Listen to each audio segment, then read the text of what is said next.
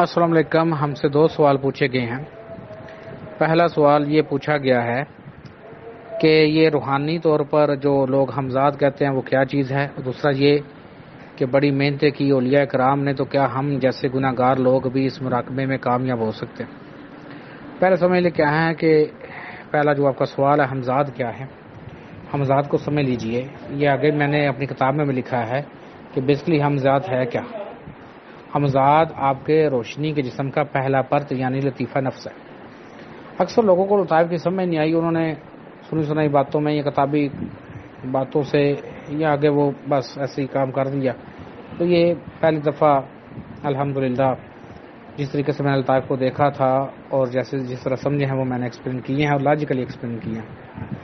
اور کتنوں نے اگر اس کی کوئی ترتیب دی تو ان کو کلروں میں فرق ڈال دیا بس.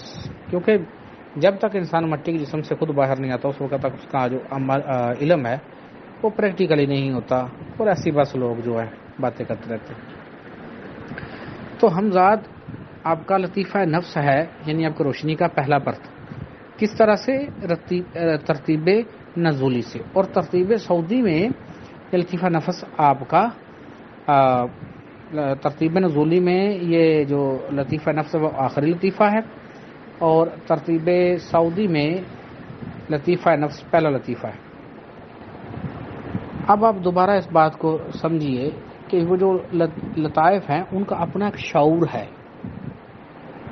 وہ جو پرتیں ہیں روشنی کی ان کا اپنا ایک شعور ہے، ان میں اپنا ایک علم ہے، ان کی اپنی ایک انرجی نور ہے وہ. تو اب اس میں جو ہمزاد ہے اس میں تو دو طرح کے بندے ہیں، یہ بات سمجھ لیجئے. ایک بندے تو جو الٹ پلٹ یہ کرتے ہیں اور سوچتے رہتے ان کو ایک شکل سی نظر آنا شروع ہو جاتی ہے اور وہ سمجھتا ہے کہ میں نے ہمزاد قابو کر لیا، میں یہ کروا سکتا ہوں، میں وہ کروا سکتا ہوں. جبکہ آپ کو پریکٹیکلی ایک بھی کام کروائیں ان سے تو ایک بھی پریکٹیکلی کام نہیں ہوگا. بے شک آپ ان کو آزما کے دیکھ لیں، اس کے ویڈیو کے اوپر آپ آزما کے دیکھیں ان لوگوں کو. تو جو دوسرے لوگ جو صحیح عمل کرتے ہیں، اور وہ شاذ و نادر کوئی ایک بندہ ہوتا ہے جب وہ کسی بھی طرح سے اپنی انرجی کو، اور وہ بھی کافی طریقہ کار ہے اس انرجی کو ایکٹیو کرنے کو، لیکن ہمارا کیونکہ ابھی وہ موضوع نہیں ہے تو اس لیے اس کو ہم نہیں ابھی چھیڑ رہے اس موضوع کو. تو کسی بھی طریقے سے اگر آپ انرجی کے فلو کو لطیفہ نفس کے اوپر روک لیں تو اب لطیفہ نفس نے الگ ہونا ہی ہونا ہے. جیسے لطیفہ نفس الگ ہوتا ہے حقیقی طور پر تو وہ حقیقی ہمزاد آپ اس کو کہتے ہیں، لیکن لطیفہ نفس یا ہمزاد کی اپنی صلاحیت صرف عالم ناسوت تک ہے اور محدود صلاحیت ہے اس کی. ہمزاد دوبارہ بتا رہا ہوں آپ کے روشنی کا جسم کا پہلا پرت ترتیب سعودی میں اور ترتیب نزولی میں آخری پرت. جب آپ یہ پرت کتنی ہی مشقیں ہیں، اگر آپ چاہیں تو آپ کو ڈسکس کی جا سکتی ہیں یہ آپ کے ساتھ مشقیں، لیکن کیونکہ میں نے ان کو بھی اتنا عام نہیں کرنا چاہتا ہوں تو ان کی ضرورت نہیں ابھی مجھے محسوس ہو رہی.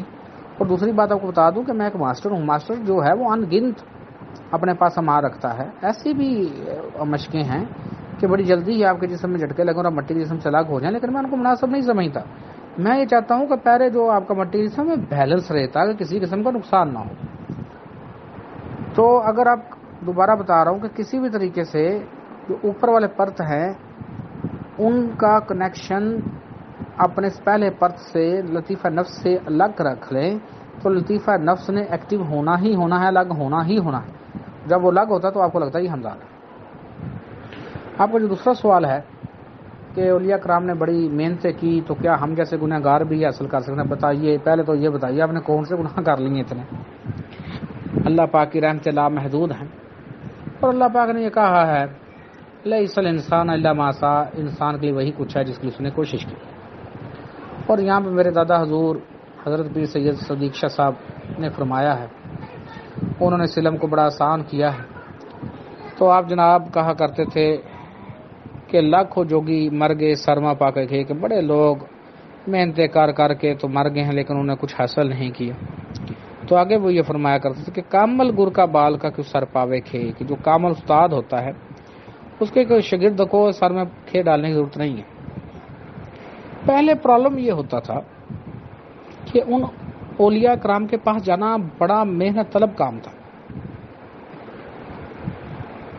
ان کی صحبت میں رہنا، ان کے پاس رہنا تو کافی دیر لگتی تھی۔